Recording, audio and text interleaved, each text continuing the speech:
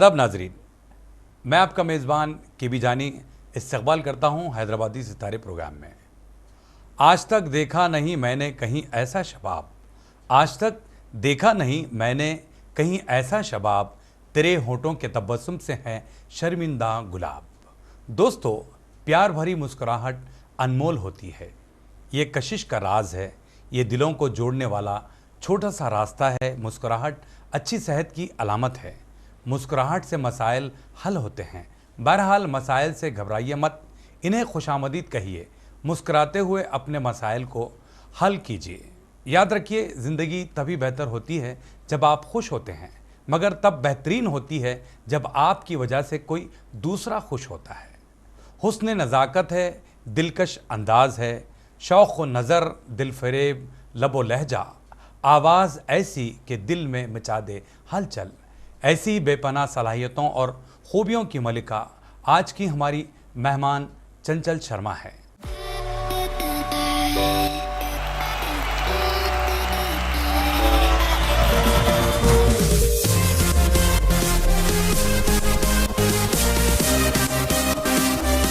आवाज़ जिसमें रंग है, रूहानियत का एक अंदाज जो देखने और सुनने वालों को अपनी तरफ मोह लेता है।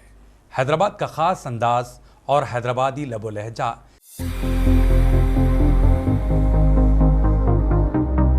जी हाँ, एंकरिंग की दुनिया का ताबिंदा सितारा यानी चंचल शर्मा। चंचल ने अपनी चंचलता से एंकरिंग की दुनिया में अपनी एक अलग पहचान बनाई।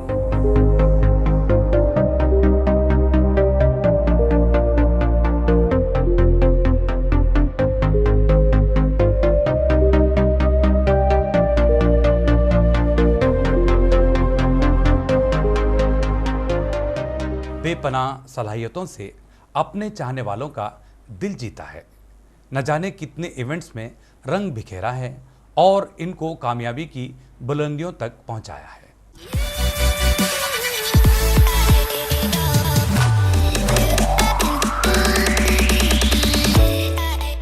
चंचल शर्मा की खास बात यह है कि वो 3 ज़बानों यानी इंग्लिश, हिंदी और तेलुगु में महारत रखती हैं और वो दीगर एंकर से मुनफरिद व मुख्तलिफ हैं, क्योंकि बैक वक्त वो 3 ज़बानों में अपनी एंकरिंग के जलवे बिखेरती हैं। न जाने कितने लोग इनके अंदाज और आवाज़ के दीवाने हो जाते हैं। तो आइए खैर मकदम करते हैं चंचल शर्मा और जानते हैं इनकी ज़िंदगी से जुड़ी कुछ ख़ास बातें।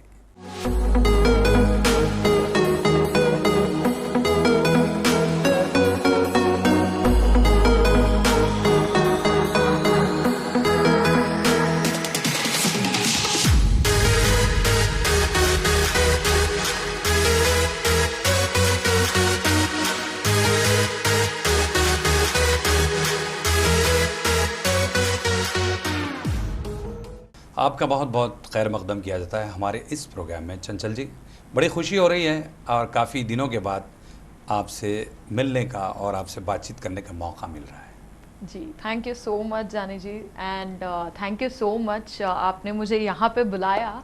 बहुत ही दिनों से मैं इंतज़ार कर रही थी कि भाई अब बुलाएंगे, अब बुलाएंगे।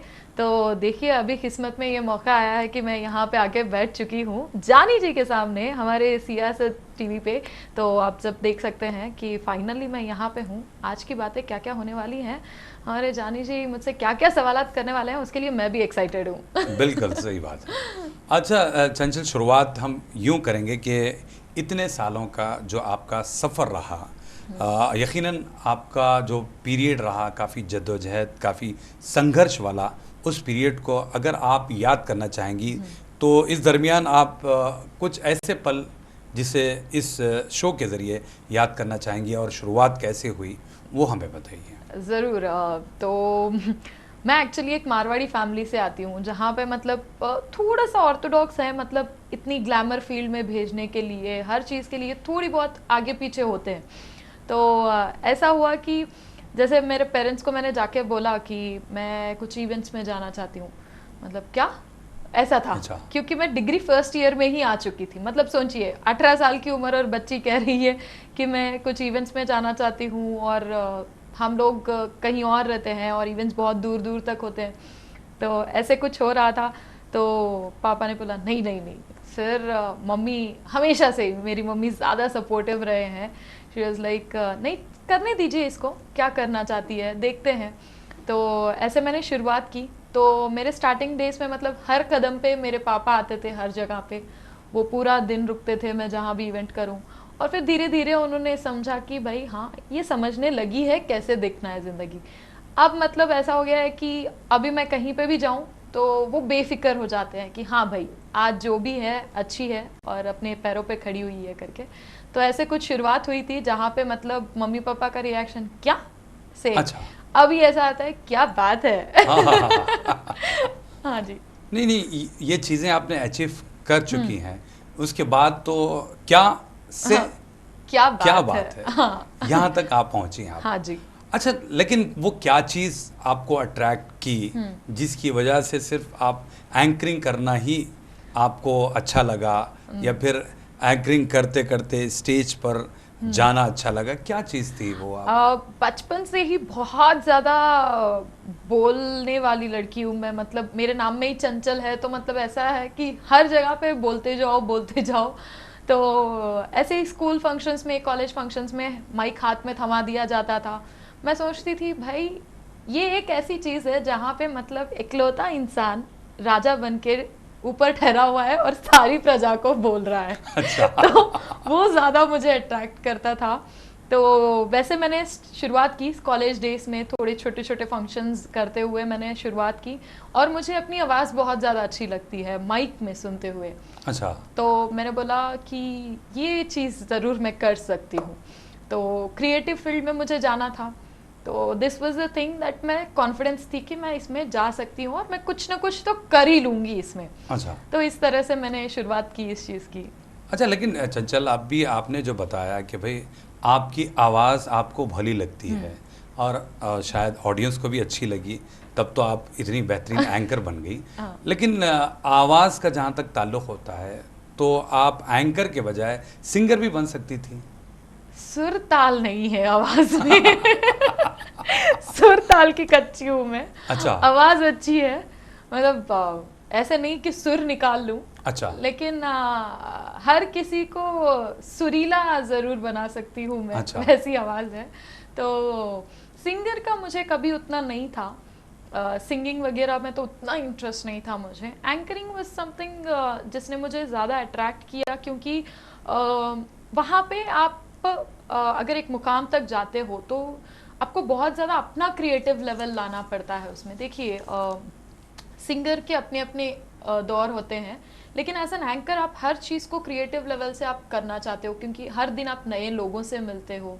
मुझे नए नए लोगों से मिलना अच्छा लगता है हर जगह पे। तो इतने सारे लोगों को अगर आप आकर्षित कर सकते हो और वो आपके सामने हैं, तो वो और कितना अच्छा लगने लगता है। इसी वजह से शायद मैं एंकरिंग में गई, सिंगिंग में नहीं। नहीं, लेकिन एक बात है चंचल, देखिए एंकर जो भी हो, हाँ। एंकर के लिए अलग अलग ऑडियंस मिलती है, अलग लोग मिलते हैं, और बहुत अच्छे अंदाज में आप एंकरिंग करती हैं और लोग अट्रैक्ट भी होते हैं। हाँ जी। लेकिन सिंगर के लिए देखिए, सुर और ताल अगर हो तो उसके लाभ, उसके फायदे बहुत ज़्यादा हैं। बहुत ज़्यादा है। हाँ। ये तो आपको मानना पड़ेगा। हाँ। आप, क्योंकि सिंगिंग का लेवल हाँ। जैसा जैसा बढ़ेगा, हाँ। आप टीवी पे आएंगे, हाँ। सेलिब्रिटी बनेंगे, उसके बाद फिर आपको हाँ। इसमें भी हाँ। लेकिन एंकरिंग में वो चीज़ नहीं होती। एक क्यों पैमाना है। हाँ। नहीं, देखिए, हाँ। आप कितने भी अच्छे बड़े एंकर बन हाँ। जाएं आप, लेकिन रेम्यूनेशन एक हद तक आपका ग्राफ बढ़ेगा। आप इसको मानेंगी या फिर? मानती हूँ। देखिए हर प्रोफेशन का हर चीज़ होता ही है। हर जगह पे आप कहीं ना कहीं जाके आपको रुकना ही पड़ता है, हर प्रोफेशन में। आप सिंगर ले लीजिए, एक्टर ले लीजिए, या फिर कुछ भी ले लीजिए।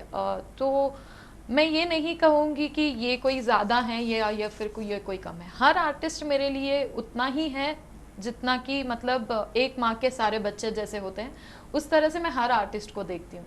क्योंकि एंड सिंगिंग में आप, जैसे आपने कहा कि एक टाइम के बाद में वो रेन्यूमरेशन, वो सारी चीज़ें बढ़ती हैं। तो शायद मैंने कभी रेन्यूमरेशन को कंसिडर नहीं किया है अपनी लाइफ में। मैं अपनी खुशी ज़्यादा एंजॉय करती हूँ कि मैंने लोगों से बात की, लोगों के साथ रही। और जब एंड ऑफ द डे मेरे पास आके जब लोग कहते हैं कि आपकी वजह से हमारा प्रोग्राम सक्सेसफुल रहा, तो अभी आप जैसे कि देख सकते हैं कि पिछले इतने सालों में शायद अच्छे खासे वेडिंग एल्बम्स में मैं हर एल्बम में हूँ, तो कहीं ना कहीं वो भी खुशी है। तो अपने आप में मैं भी एक छोटी सा सेलिब्रिटी तो हुई तो नहीं मैं नहीं खुश हूँ। नहीं, सेलिब्रिटी हैं हाँ। जरूर। आपने बताया कि भाई आप एंकरिंग करते हुए खुश है, हाँ। तो क्या सिंगर लोग खुश नहीं होते? नहीं नहीं, जरूर होते हैं। ये सिंगर और एंकर का डिबेट चल रहा है यहाँ पे। नहीं, सिंगर भी खुश है, हर आर्टिस्ट खुश है, बिल्कुल। हर आर्टिस्ट खुश है। आप कॉमेडी भी करते हुए खुश है, एंकरिंग भी करते हुए खुश है, एक्टिंग भी करते हुए खुश है। जी। जैसे मैं सिर्फ एंकरिंग करते हुए खुश हूँ, मुझे वही ज्यादा खुशी देती है, शायद इसीलिए मैंने वही चुना। बिल्कुल, चलिए अच्छी बात है। अच्छा, हम सब की ज़िंदगी में कुछ ऐसे मोड़ आते हैं जो लाइफ को एक नया माने दे जाते हैं। कुछ इन लम्हों को आप याद करना चाहेंगी जिन्होंने आपकी यात्रा को एक नया मोड़ दिया? जी ज़रूर। मतलब लाइक इतने साल हो चुके हैं इंडस्ट्री में, और जब आप मेनली एक फीमेल होते हो इस इंडस्ट्री में, ग्लैमर वर्ल्ड में, तो ये हो जाता है ना कि जनरली कहा जाता है कि एक फीमेल का एक ही दौर होता है, उस दौर के बाद में बहुत कम हो जाता है उनका आना दिखना। लेकिन मेरे हिसाब से ये है कि मेरे जितने भी इवेंट मैनेजर्स रहे हैं और जो भी मेरे फैमिली मेम्बर्स रहे हैं, बाय गॉड्स ग्रेस हर इंसान ने मुझे इतना ज़्यादा इंस्पायर किया है कि मुझे ये कभी लगा ही नहीं कि मैंने इतने साल कंप्लीट कर लिए और आज भी मैं उसी मुकाम में हूँ जिस मुकाम में मैं रहना चाहती थी। ऐसा नहीं हुआ कि भाई अभी शायद आपका दौर ख़त्म हो गया है चंचल, ऐसा कभी तो मैंने सुना ही नहीं है। तो वो एक है। और उन लम्हों में से अगर मैं कुछ याद करूँ तो सबसे अच्छा वाला लम्हा यही होगा कि उस दिन शायद मेरी मम्मी ने अच्छा सपोर्ट किया मुझे, इसीलिए शायद मैं इस दौर पे हूँ। That is the only moment मैं हमेशा याद रखूँगी शायद मेरे पूरे लाइफ में। अच्छा अच्छा, अभी हम बात करेंगे समाज के मुताल्लिक, क्योंकि आप एक मोहतरमा है, मतलब लेडी है, तो समाज। शुक्रिया बोलने के लिए।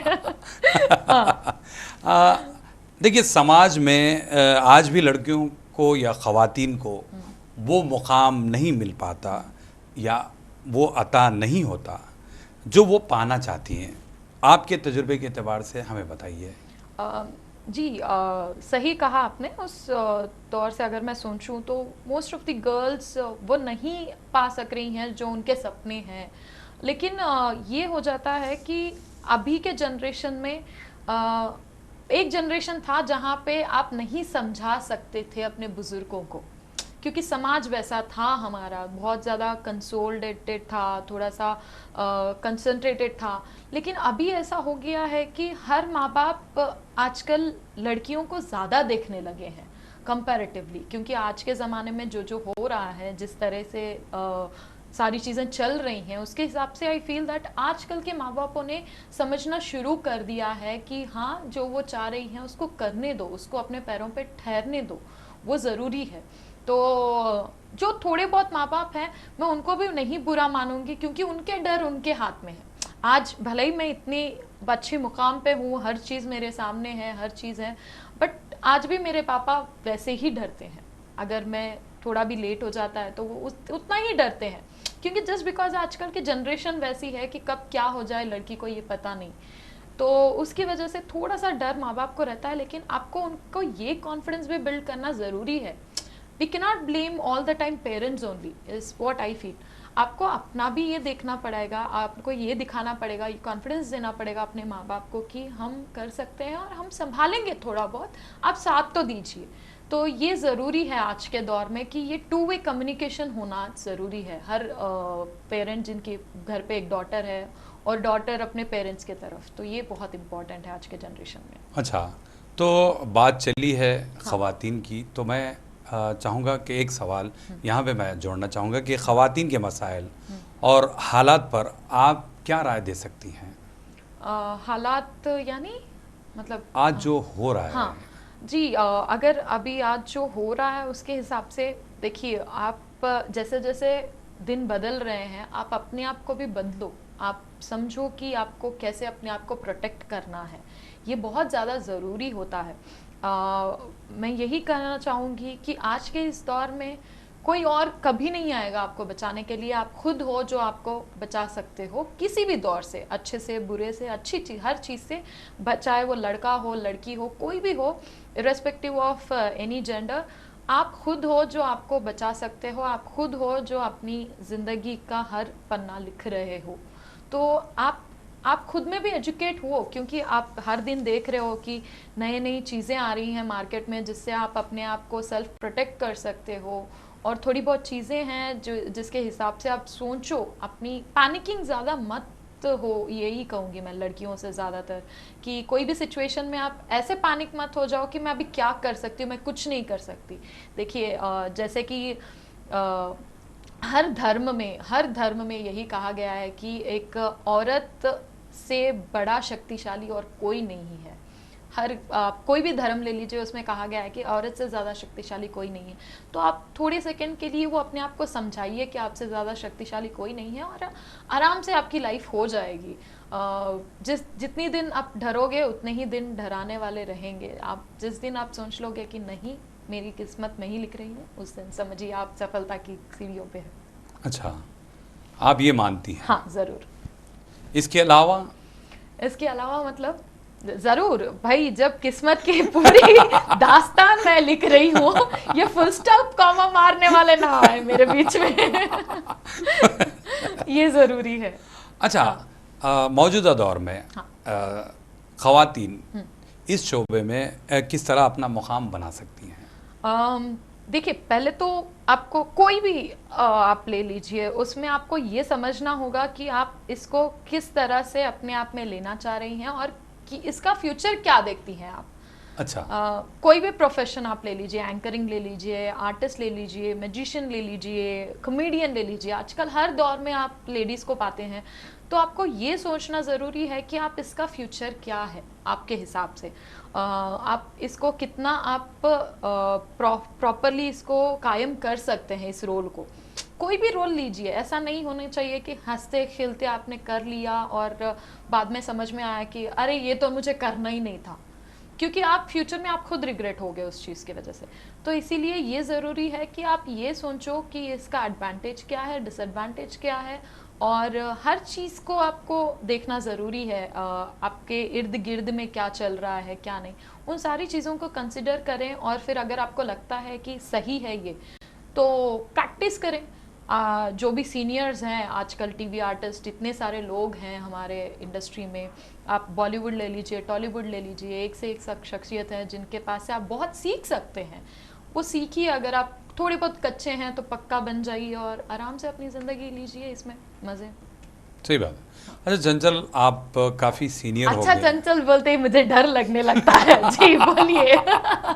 हाँ जी। अच्छा चंचल जी। हाँ बोलिए, ये और डरावना था। हाँ बोलिए। अच्छा चंचल जी, हाँ। जो लोग एंकरिंग में अपना कैरियर तलाश करना चाहते हैं, उन्हें आप क्या मशवरे देना चाहेंगी? मशवरे। अच्छा, क्योंकि आपने बताया कि आप अपने सीनियर से कुछ पाइए, कुछ हासिल कीजिए। हाँ, अच्छा। तो आप एंकर हैं, पता तो चले नीचे कमेंट सेक्शन में मेरी उम्र पूछ रहे लोग, सीनियर कह रहे हैं आप। अच्छा, तो आपका सवाल था कि क्या वो चीज़ है जो मैं बता सकती हूँ फॉर अपकमिंग एंकर्स वगैरह के लिए। तो आप कभी भी कुछ भी करो, आप ये पहले सवाल जैसा ही हो गया मेरे लिए कि आप पहले समझो आपकी स्ट्रेंथ क्या है, आप अपनी बातों के जाल से आप कैसे खेल सकते हो, क्योंकि एंकरिंग पूरा है जहाँ पे आप सिर्फ अपने बातों से खेल सकते हो। जादूगर के पास ये सारी चीज़ें होंगी, वो उनसे जादू दिखाएगा। लेकिन एक्टर के पास एक्सप्रेशंस होते हैं, वो उनसे जादू दिखाते हैं। सिंगर सुर ताल से दिखाते हैं। उसी तरह से एक एंकर का अस्त्र शस्त्र ब्रह्मास्त्र सिर्फ उसकी बातें होती हैं। तो आपकी बातों से खेलिए, आपकी बातों से रिझाने की कोशिश करिए और समझिए। पहले आपको ये ज़रूरी होता है कि आपके ऑडियंस को समझो आप ये अच्छा। पूरा दिमाग का खेल होता है कि आपकी ऑडियंस कैसी है, क्या समझेंगी, आप वहाँ पे कौन से जोक्स डाल सकते हैं, कैसे बात कर सकते हैं, ये सारी चीज़ें आपको समझना होगा और उसी के हिसाब से आपको अपना बातों का सारा खेल रचना होगा। अच्छा, तो ये कहना चाहेंगे हाँ। आप जो लोग बातूनी नहीं होते वो एंकर नहीं बन सकते? मैंने बोला था ना, अच्छा चंचल जी बहुत मुश्किल वाला रहता है। जी ये नहीं कहूंगी, लेकिन मुश्किल हो जाता है उनके लिए। देखिए, एक इंसान जो बट्टी करके पढ़ता है, मतलब पूरी रात वो जो बट्टी करके पढ़ता है, उसको अगर नेक्स्ट वाला द याद नहीं है, THE, तो वो वहीं अटक जाएगा, क्योंकि उसने लाइन वैसी ही पढ़ी है, तो वो वहीं अटक जाएगा। For example, there is a tree, उसको देर याद है, ट्री याद है, इज ए याद नहीं है, तो वो द और ट्री में ही अटक जाएगा, इज ए नहीं लिखेगा। जिस इंसान ने कॉन्सेप्ट समझ के पढ़ा है वो अपने आप पास हो जाता है। वैसे आप बट्टी वाले थे या कॉन्सेप्ट वाले थे? ये बताओ। ये जरूरी क्वेश्चन है आपके लिए। तो ये आपको इजी हो जाता है। अगर आप बात नहीं कर सकते हो तो ये तो वही बात हो गई ना, अगर आप सुरीले नहीं हो तो सिंगर नहीं बन सकते क्या? बन सकते हो, बाथरूम सिंगर तो हर कोई बनता है। हाँ, थोड़ा मुश्किल होगा, फिर आपको सुर सीखने होंगे, वैसे ही आपको बातों से खेलना सीखना होगा इसमें। नहीं, लेकिन चल एक बात ये है कि देखिए, आपने बताया कि बातों का खेल है। अगर आपको बातचीत इतनी अच्छी आती हो, आप दोस्तों के साथ, अपने साथियों के साथ आप बातचीत अच्छी कर सकते हैं। जब स्टेज पर आते हैं तो हवा खुल जाती है। हाँ, तो वो उसके लिए कॉन्फिडेंस भी जरूरी है ना? हाँ। फिर आपने एक ही बात पे अपनी बात खत्म कर दी, तो ऑडियंस जिसको बातचीत आएगी वो तो। देखिए, आपके सवालात से अगर मैं बोलूं तो आपने जिस जवाब बोला कि दोस्तों के साथ बात होती है, तो दोस्तों को तो आप कुछ सालों से, कुछ महीने से तो जानते ही होंगे। मैंने इसीलिए कहा कि आपको अपनी ऑडियंस को जानना जरूरी है, पहले आपको उनको जानना जरूरी है। ये सारी चीजें करोगे जब आप कोई नोन प्लेस पे जाते हो। अभी हैदराबाद की हर गली गली जानते हैं, किसी भी कोने में लेके जाके छोड़ दो, मैं वैसे ही आ जाऊंगी घर। तो वो एक कॉन्फिडेंस अपने आप बिल्ड हो जाता है जब आप ऑलरेडी उस चीज को जानते हो, उस माहौल को जानते हो। तो इसीलिए मैंने कॉन्फिडेंस का नाम नहीं लिया, मैंने ये कहा था कि ऑडियंस को जानो, उन सबसे देखो कि वो कैसे रिएक्ट करेंगे, क्या करेंगे। ये सारी चीजें जब आपको समझ में आ जाती हैं तो अपने आप आपका बातों का जाल उसी तरह से जाएगा जिस तरह से आपके लिए तालियां बजे वहां पे, ना कि गालियां आए। हाँ। लेकिन एक बात है चंचल, आप पहली मर्तबा बिल्कुल अननोन जगह आप चली गई, मान लीजिए गूगल मैप यूज करूंगा, ये मत बोलना। बिल्कुल नहीं, बिल्कुल नहीं। गूगल मैप्स कभी कभी धोखा देता है, बिल्कुल देता है, उसी गली को बार बार घुमा घुमा के बोलता है। हाँ, इसीलिए हुआ है मेरे साथ ये। बिल्कुल। हाँ। तो मैं वही आपसे जानना चाह रहा था। मुझे पता चल गया जानी जी, मुझे पता चल गया आप क्या पूछना चाह रहे थे। हाँ। अब जब आपको पता चल गया है तो आप जवाब दे ही दीजिए। नहीं, ऐसा नहीं है ना, इसीलिए तो मैंने कहा कि भले ही आप मतलब थोड़ा बहुत बात कर लेते हैं, वो लॉन्ग टर्म के लिए नहीं होगा, वो बहुत ज्यादा दिन नहीं टिकेगा, क्योंकि आपको पता नहीं है कि उसके बाद में क्या करना है।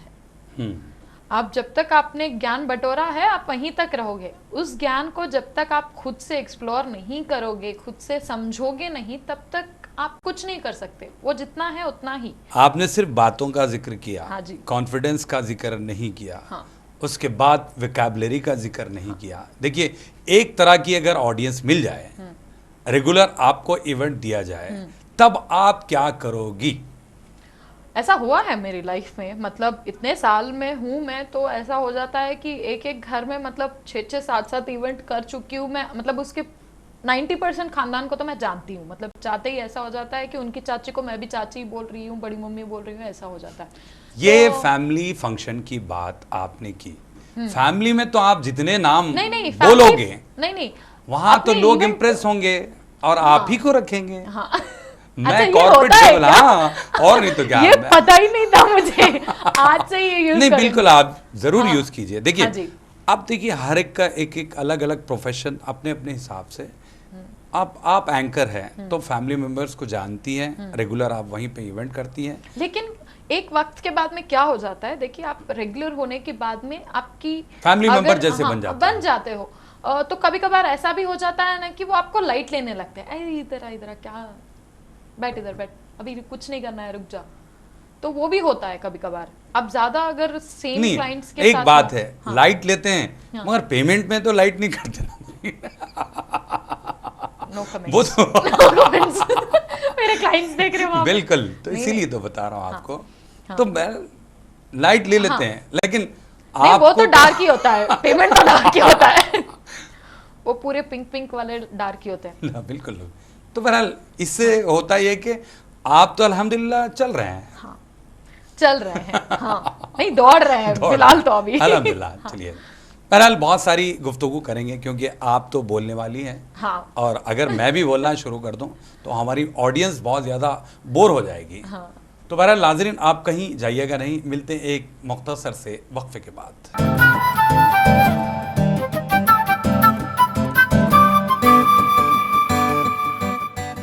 नाजरीन, सियासत टीवी की ताज़ा तरीन ख़बरें, मुशायरे, मजहबी प्रोग्राम्स और दीगर तफरीही प्रोग्राम्स देखने के लिए आप हमारा मोबाइल ऐप प्ले स्टोर से डाउनलोड कर सकते हैं।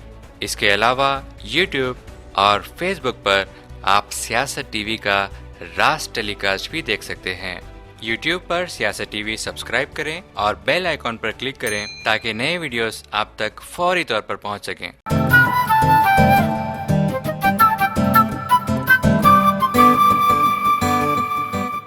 वक्फे के बाद आप सभी का हम खैर मकदम करते हैं हैदराबादी सितारे प्रोग्राम में। हम बात कर रहे हैं हैदराबाद की जानी मानी एंकर चंचल शर्मा जी से। वक्फे से पहले आपने देखा बहुत सारी चीज़ों पर हमने डिस्कस किया एंकरिंग के मुताल्लिक़। अभी हम वक्फे के बाद ये जानना ज़रूर चाहेंगे कि अगर मान लीजिए आप स्टेज पर आई और ऑडियंस की तरफ से अगर आपको बैड कमेंट मिलता है तब आपका रिएक्शन क्या होगा? ये होता है जब आप नॉर्मली कोई होस्टिंग कर रहे हो, ज़्यादातर मतलब फैमिली शोज़ में तो ये सब कुछ नहीं देखने मिलता है, लेकिन आप जब कोई कॉन्सर्ट होस्ट कर रहे हो या फिर कुछ भी होस्ट कर रहे हो तो तब अगर आप थोड़ी थोड़ी चीज़ें आपको सुनाई भी देने लगती है। तो मेरा तो यही मानना है कि डिपेंड करता है कि आप उसको इग्नोर कैसे करते हैं। इग्नोर करना बहुत ज़रूरी होता है। अच्छा। क्योंकि रिएक्शन उसी चीज़ को दो जिस पे आप आगे फ्यूचर में कुछ डिपेंडेंट होना चाहो, वरना आपका रिएक्शन वेस्ट है वहाँ पे। बीइंग एन एंकर आप ऑलरेडी बोल रहे हो, अपने आप को डिक्लेयर कर रहे हो कि आप एक पब्लिक फिगर हो। Any artist is like public figure that I describe.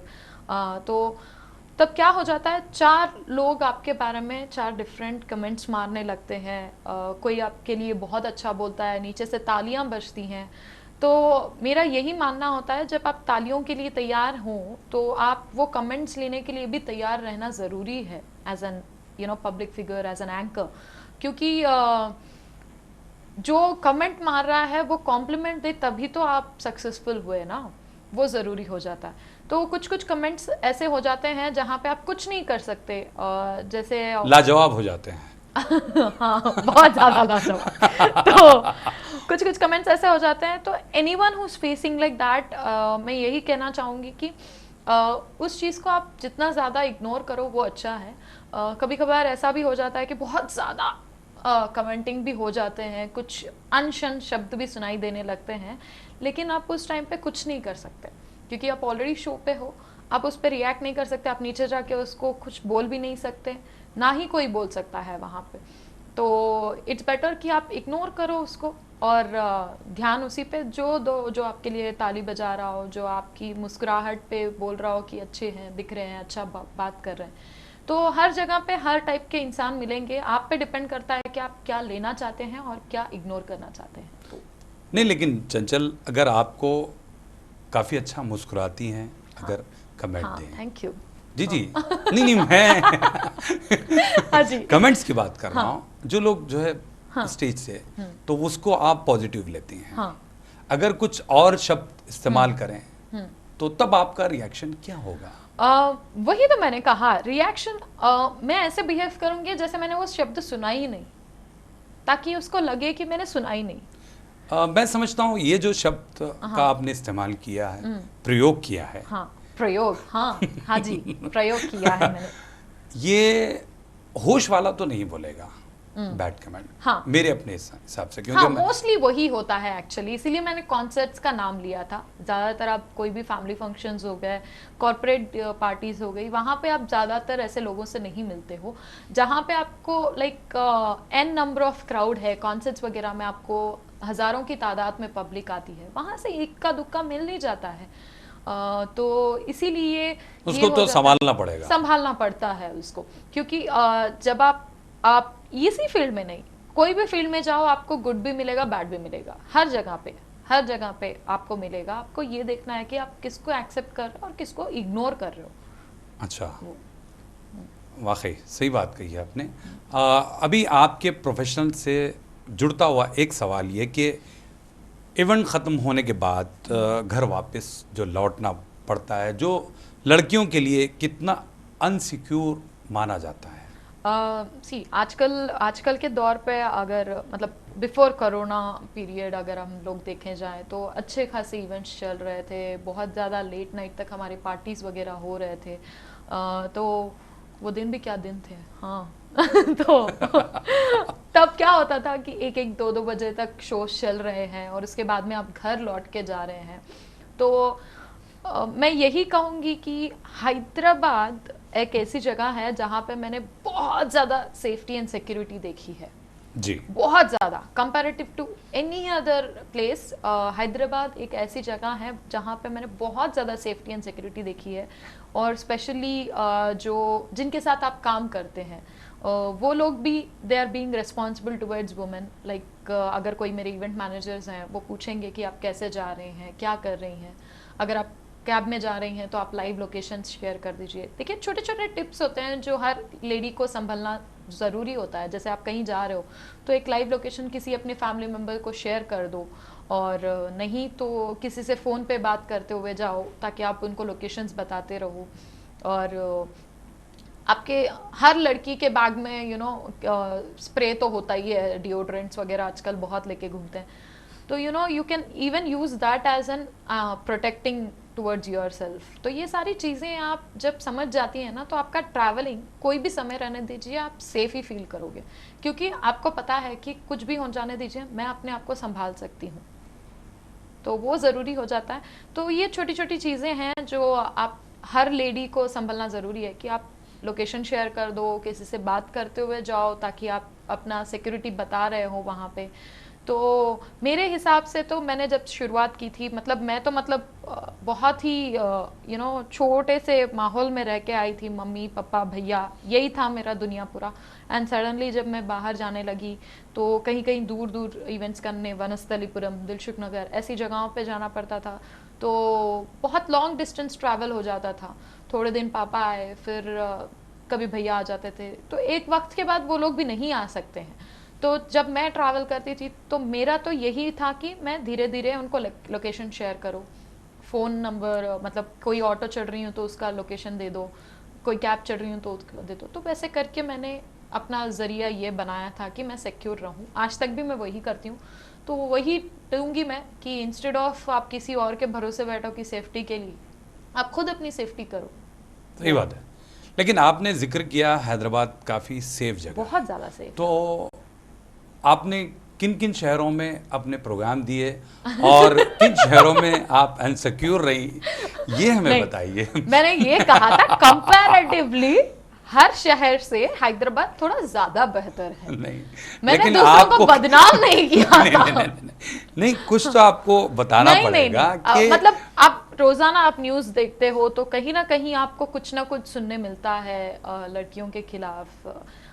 कोई भी शहर का नाम ले लीजिए, देखिए हिंदुस्तान पूरा मेरा घर है तो मैं किसी शहर का नाम नहीं लूंगी।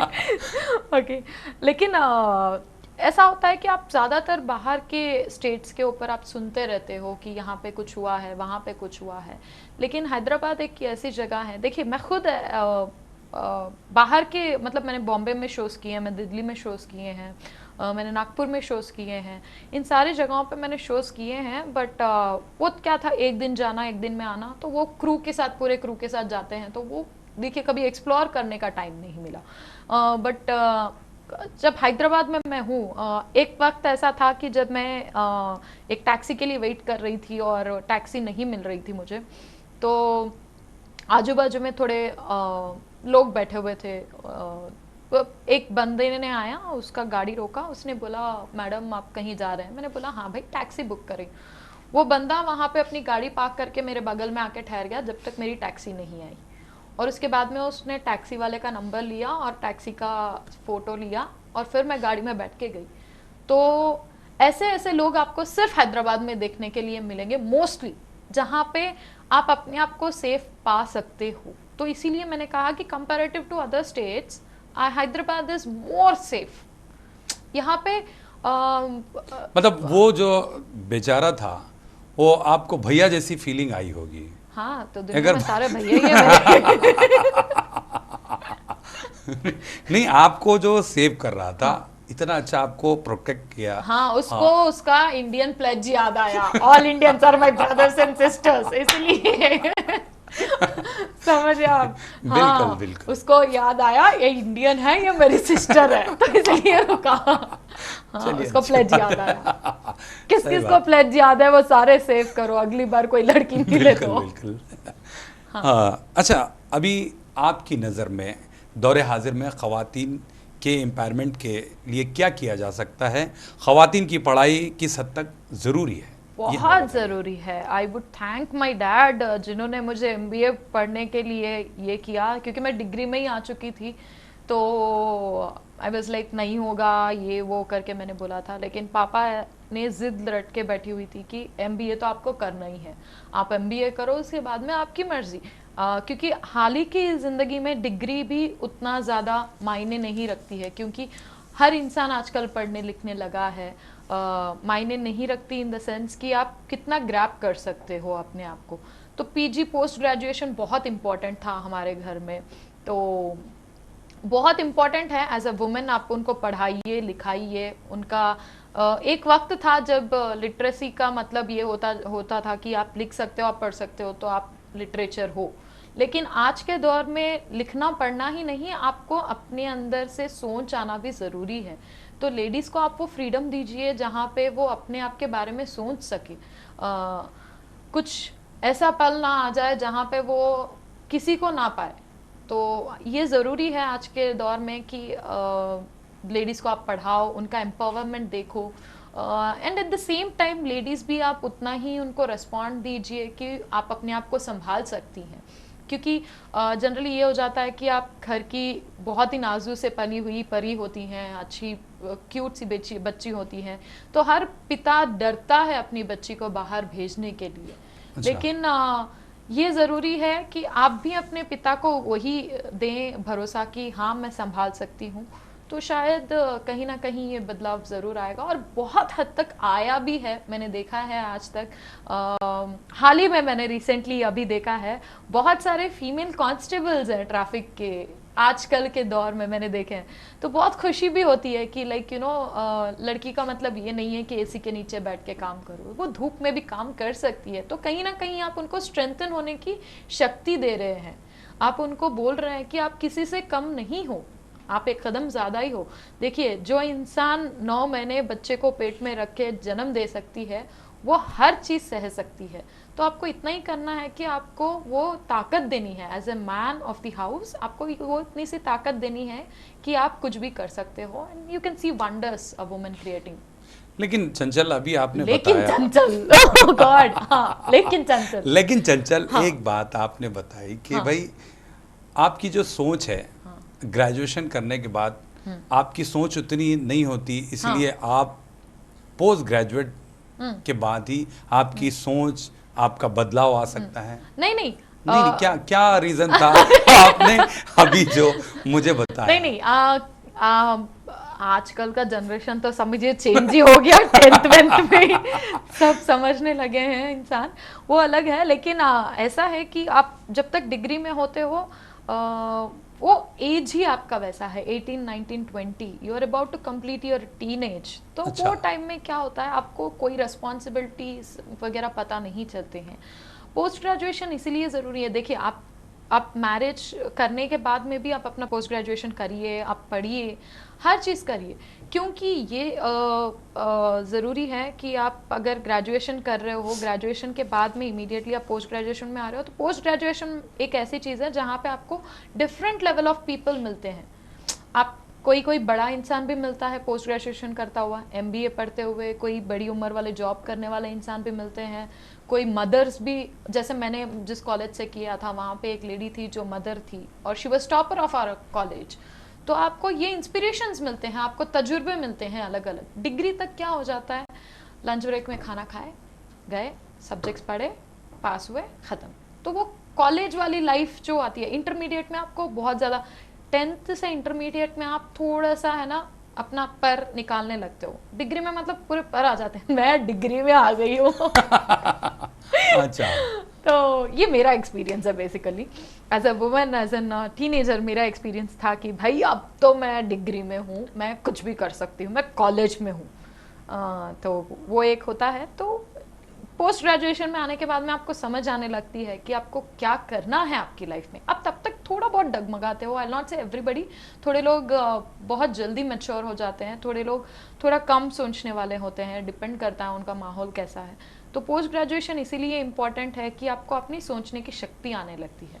और मैं समझता हूँ कि एज का भी बहुत बड़ा दखल हाँ, होता है, बहुत ज़्यादा। हाँ, क्योंकि देखिए उम्र से ही आपको तजुर्बा हासिल होता है हाँ, ना, बहुत क्योंकि ज़रूरी उसके बाद सोच तो बढ़ती है। और सर्कमस्टेंसेस भी बहुत इंपॉर्टेंट है। कोई ऐसे सर्कमस्टेंसेस से आता है जिसके लिए पढ़ाई बहुत ज़्यादा ज़रूरी होती है।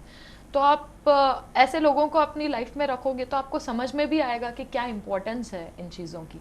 पढ़ाई इसीलिए ज़रूरी है। देखिए आज लोग बोलते हैं कि किसी ने मुझे डिग्री नहीं पूछी, किसी ने मुझे, आज मैं देखती हूँ कि मेरी एमबीए की डिग्री आज तक किसी ने नहीं पूछी, बट खुदा ना खास्ता कभी मेरे लाइफ में ऐसा टाइम आ गया जहाँ पे मैं एंकरिंग नहीं कर पाऊँ, तो मेरे पास एमबीए की डिग्री तो है जहाँ पे मैं जाके कुछ जॉब कर सकूँ, कुछ भी छोटा मोटा जॉब भी कर सकूँ।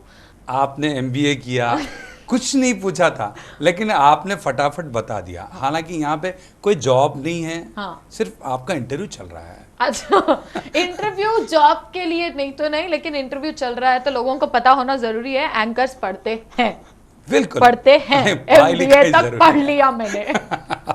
हाँ। अच्छा, अभी हम बात करेंगे सोशल मीडिया। हाँ जी जी, सोशल मीडिया आने से क्या फायदा हुआ है, क्या नुकसान हुआ है? कुछ नहीं हुआ, बस फोन पे ऐसे ऐसे किए जा रहे हैं। नहीं, एक चीज़ है, जब से सोशल मीडिया आया है, सोशल मीडिया जब से आया है तब से आप रेगुलर फेसबुक पर लाइव आती हैं। एक फायदा तो आपको हुआ है। हुआ है।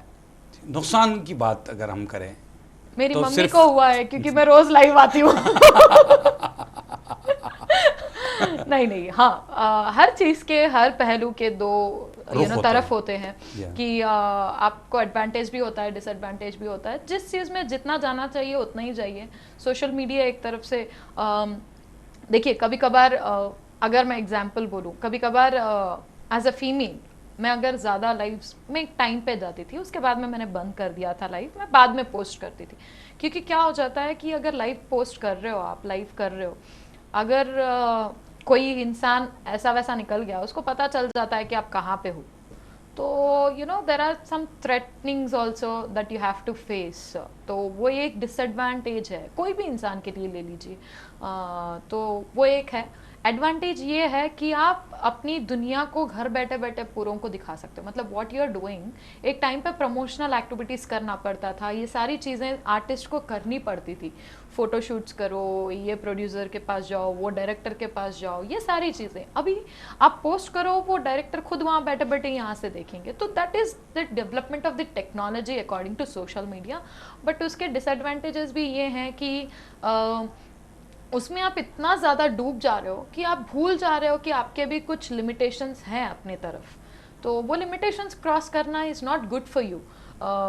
कुछ पोस्ट डाल देते हैं, आजकल बहुत ज़्यादा झगड़े भी होने लगते हैं फेसबुक पे, कमेंट सेशन, किसी और का पोस्ट, किसी और की बातें, किसी और के कमेंट सेशन में झगड़े। मैं बहुत ज़्यादा पढ़ती हूँ ऐसी चीज़ें। हाँ, आप भी कमेंट में अभी कुछ ना कुछ लिखोगे मेरे बारे में। तो ऐसे होने लगते हैं। तो वो क्या हो रहा है, आप चीज़ों को ज़्यादा दिल पे लेने लगे हो, उसकी वजह से ये सारी चीज़ें आ रहे हैं। जैसे कि मैंने कहा, एडवांटेज भी है, कहीं जाने की ज़रूरत नहीं, कुछ नहीं। एक आर्टिस्ट को बहुत अच्छा प्लेटफॉर्म मिला है as an social media. At the same time आपकी सिक्योरिटी भी कभी कभी रिस्क में आ जाती है, और कभी कभी कुछ ऐसे अल्फाज, क्योंकि सोशल मीडिया पे तो किसी का जोर नहीं है, कुछ भी अल्फाज लिखे जा सकते हैं जो कोई भी पढ़ सकता है। तो वो एक डिसएडवांटेज है सोशल मीडिया की वजह से। एक तरह से जो लोग बेकार हैं उनके लिए सोशल मीडिया बहुत ज़्यादा फ़ायदेमंद साबित हुआ है, मैं समझता हूँ। क्यों ऐसे?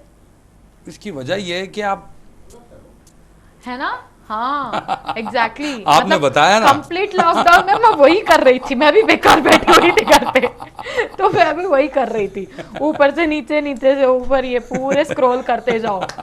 हाँ एग्जैक्टली लेकिन एट द सेम टाइम ऐसे भी है कि जहाँ पे कुछ कुछ चीज़ें, ऐसे ऐसे ग्रुप्स हैं सोशल मीडिया पे जहाँ पे आपको छोटी छोटी चीज़ें पोस्ट की जा रही हैं। For example voice over artist, ठीक है, जो एंकर नहीं बनना चाहता है, वॉइस ओवर आर्टिस्ट आप बन सकते हो, you can give it a try. तो समवेयर और द अदर एम्प्लॉयमेंट भी थोड़ा जनरेट हो रहा है उससे, तो वो भी है। तो आजकल के दौर में बहुत कम ऐसे लोग हैं जो टाइम बेकार करने का सोच रहे हैं। आजकल की जनरेशन में mostly people are making sure कि आपको कैसे अपना फाइनेंशियली इंडिपेंडेंट होना है। ये सारी चीज़ें आजकल की जनरेशन में मैं थोड़ा ज़्यादा देख रही हूँ, तो वो एक अच्छी चीज़ है। लेकिन सोशल मीडिया आने के बाद देखिए बहुत सारी चीज़ों में बदलाव आया है ना, यंगस्टर्स में भी, है ना। फिर प्लस आपको बहुत ज़्यादा एक्टिव रहना पड़ेगा। हाँ, बहुत ज़्यादा एक्टिव रहना पड़ता है सोशल मीडिया पे। आपको रेगुलर पोस्टिंग्स करनी पड़ती है, आपको बूस्टअप्स देने पड़ते हैं, बहुत सारे क्राइटेरिया हैं जो आपको मेंटेन करने पड़ते हैं। और कैसे हो जाता है कि आप रेगुलरली अपडेट होना बहुत ज़रूरी है, हर चीज़ में, हर चीज़ में, आपके लुक्स में, आपके ड्रेसिंग में, आपके पोस्टिंग वे में, हर चीज़ में आपको डेवलप होना बहुत ज़रूरी हो जाता है। तो ये सारी चीज़ें भी है, सोशल मीडिया में बहुत सारे बदलाव आए हैं जहाँ पे लोग नए नए तरीके भी सीख रहे हैं और अपने तजुर्बे भी शेयर कर रहे हैं। बस हम उम्मीद करेंगे कि भाई सोशल मीडिया को आप किस तरीके से लेते हैं। एग्जैक्टली है ना, हाँ, बहुत अच्छा भी है, बुरा भी है, ठीक है ना, वो तो है। बिल्कुल। तो बहरहाल आपसे बातचीत करने के बाद वक्त का एहसास ही नहीं होता। मुझे भी नहीं हुआ, देखो हाँ नहीं हुआ। तो बहरहाल हम प्रोग्राम के आखिरी पड़ाव में आ चुके हैं, तो मैं चाहता हूं कि हमारा जो आखिरी राउंड होता है वो रैपिड फायर, जिसे हम चलते चलते का नाम जल्दी जल्दी आग का गोला डालो, रैपिड फायर। हाँ बस आप पता रेडी नहीं हैं? कौन से आग के गोले डालने वाले हैं। जी बिल्कुल, मैं आप रेडी हैं? हाँ रेडी हूँ अरे मैं। पहला सवाल, आपके favourite actor? Salman Khan obviously. Okay, आपका इंस्पिरेशन क्या है? मेरे inspiration every woman is my inspiration. हर वो औरत, स्पेशली मेरी माँ, क्योंकि वो ना होते तो हम ना होते, तो वही है इंस्पिरेशन हमारे, बहुत इम्पोर्टेंट। एंड उसके बाद में अगर एंकरिंग में देखूं तो मुझे बहुत ज़्यादा तेलुगु में सुमा कनकाला जी लगते हैं, बिकॉज हर दौर में उन्होंने अपना जमा के रखा हुआ है। तो वो एक बहुत अच्छा लगता है, उनको देख के बहुत ज़्यादा इंस्पायर होती हूँ मैं। ओके, खाने में आपको क्या पसंद है? घर के दाल चावल, पता है कितने टेस्टी होते हैं, और कभी कभार पिज़्ज़ा। बिल्कुल, कभी आप बुलाएंगे तो हमें पता चलेगा ना। जरूर बुलाएंगे ना, इंशाल्लाह। अभी ये शो होने के बाद में बिल्कुल। साइलेंट पे डाला जाएगा फोन। नहीं नहीं जरूर। अच्छा, आपको कौन सा लुक अच्छा लगता है, मेकअप वाला या बगैर नो मेकअप, बिना मेकअप के जिंदगी बहुत खुशहाल है, क्योंकि 10 साल हो चुके हैं यार। एक हैदराबादी डायलॉग है, बहुत ही फेवरेट डायलॉग है मेरा। अच्छा। अंग्रेज मूवी से है या फिर कौन सा मूवी से है पता नहीं, याद नहीं। वो भी आके गए थे एक्चुअली एक्ट्रेस। वो था कि लीपे थोपे तो कीड़ खाए सो नाट तो भी चलती, लेकिन गिरती सो दीवार नहीं चलती ना, करके मेकअप के लिए रहता वो। अच्छा। तो मेकअप कितना भी कर लो क्या फायदा टाइप्स। तो इसीलिए मेरे को मेकअप थोड़ा कम पसंद, क्योंकि ये एक नकाब जैसे लगता है मुझे कि हमेशा आप अपने आप को छुपाने की कोशिश करते हो, आप जो हो वो दिखाने की कोशिश करो। नेचुरल लुक्स look- अच्छे लगते हैं बहुत ज्यादा। अच्छा, लेकिन इवेंट में नहीं चलता ऐसे, बिल्कुल मेकअप करना जरूरी है। बिल्कुल। अच्छा, एंकर चंचल और चंचल में क्या आप डिफरेंट है वो बताइए। एंकर चंचल एक एक वक्त के लिए तो समझिए ऑलमोस्ट सेम थे, बट अभी कैसा हो गया है कि एंकर चंचल को बहुत सोच समझ के रहना पड़ता है, हर चीज़ देख के करनी पड़ती है। चंचल तो मतलब वैली इंसान है, मतलब जो करो वो करो वैसे वाली। चंचल चंचल ही है। अच्छा। एंकर चंचल थोड़ा सा मतलब उनको सोफिस्टिकेटेड रहना पड़ता है। देखिए ऐसे टीप टाप बन के मेकअप वेकअप डाल के जी जानी जी कैसे हैं आप, ऐसा बोलना पड़ता है। अच्छा, ओके। चलिए, हैदराबादी जुबान या आम जुबान? हैदराबादी आ रहा हूँ, पक्का हैदराबादी है अपन। क्या बोलते ना। हाँ। अगर कोई लड़का आपको धोखा दे दे तो आप क्या करेंगी? धोखा दे? अरे कौन दे राजी मेरे को धोखा? नहीं, ऐसा कभी नहीं हुआ है। अगर हो भी गया तो शायद मम्मी पापा को जाके बोल देती आप बस है यार, और नहीं होता मेरे से, शादी वादी कर दो मेरी बोल के। अच्छा जी। अच्छा, आप काफ़ी लंबा सफ़र कर रही हैं प्लेन में। बगल वाली सीट पर सलमान खान, शाहरुख खान या आमिर खान, किसको बैठाना पसंद करेंगी? शाहरुख। वजह? शाहरुख इसलिए क्योंकि वो किंग खान है, तो इसीलिए मुझे सफ़र जैसे ही चल रहा है तो उनके बगल में सफ़र और ज़्यादा अच्छा होगा। तो उनकी फ़ोटो खींच रहे हैं तो मेरी भी फ़ोटो आ जाएगी अखबार में। अच्छा। वैसे बाकी खानों की भी आएंगी, लेकिन सलमान खान जी तो ऑलवेज मेरे फेवरेट हैं, तो शाहरुख जी को यहाँ पे ले लेते हैं। अच्छा, ओके। आखिर में अपनी ज़िंदगी को आप कोई गीत में बयान करना चाहेंगे? देखिए सुर में आ गए आप, अब देखो फाइनली सिंगर भी बना दिया। बिल्कुल बिल्कुल। अगर गीत में बयान किया जाए तो यही होगा, जिंदगी एक सफर है सुहाना, यहाँ कल क्या हो किसने जाना। क्या बात है। जी हाँ। तो बहरहाल बहुत बहुत शुक्रिया, Thank थैंक you. यू। तो बहरहाल आप आई, इतना वक्त दिया और बहुत अच्छी अच्छी बातें आपने बताई। थैंक आपका बहुत बहुत शुक्रिया। बहुत बहुत शुक्रिया आपका भी जानी जी। और आखिर में हाँ, इस प्रोग्राम के मुतालिक आपने बहुत सारे एपिसोड देखे और इस प्रोग्राम में आना भी चाह रही थी, उसके मुतालिक आप क्या कहना चाहेंगी? ज़रूर ज़रूर। पहले तो बहुत बहुत thank you to all the people watching this and to Siasat TV जिन्होंने मुझे यहाँ पे बुलाया। और स्पेशली मुझे इस बात की खुशी है कि जब आप बोलते हैं हैदराबादी सितारे, तो आप हैदराबादी सितारों में आके बैठे हैं, तो अपने आप में वो एक बहुत बड़ा अचीवमेंट मैं मानूंगी इस चीज़ के लिए। और हर वो इंसान को आप यहाँ पे बुला रहे हैं जिनको बहुत इम्पॉर्टेंट है ऐसे एक प्लेटफॉर्म मिलने की, तो बहुत अच्छा लगा, मुझे भी ये प्लेटफॉर्म मिला। तो थैंक यू सो मच आप सबका, और जानी जी आपका थैंक यू। Thank you. बहरहाल बहुत बहुत शुक्रिया। वक्त इस बात की इजाज़त नहीं देता कि और भी बहुत सारी बातें की जा सके। तो नाजरीन, आज के लिए इतना ही। ऐसे ही ताबिंदा सितारों का सिलसिला जारी रहेगा हैदराबादी सितारे प्रोग्राम में। आप अपने दोस्त और होस्ट KB जानी को इजाज़त दीजिए। अल्लाह हाफिज़।